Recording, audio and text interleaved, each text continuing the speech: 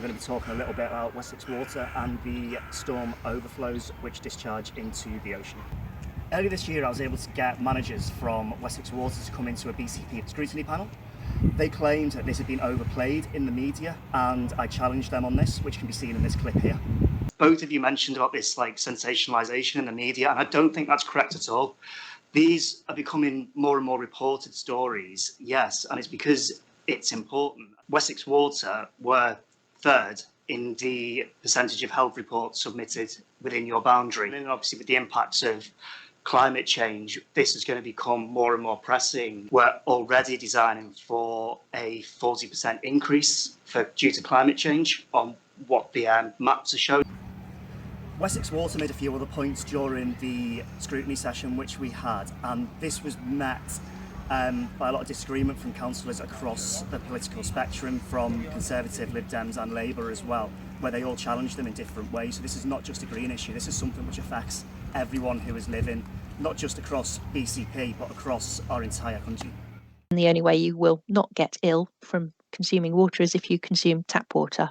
If you go swimming with your mouth open, it's not free of bacteria. So that it depends on the kind of overriding legislation. Then the overflows are limited or permitted to not discharge more than times over the year. The fact that you can do it 10 times a year doesn't mean you should do it 10 times a year. I was one of the councillors able to try and push Wessex Water to take some responsibility and make a positive change. Since that meeting, Wessex Water have come back and said that they're investing £3 million into improving the combined sewer overflows across the conurbation. However, at this same time, their accounts up for 6 months up until the 30th of December 2021 showed that they paid out £35 million to shareholders, which is an increase of £25 million on the previous 6 months. This is not good enough.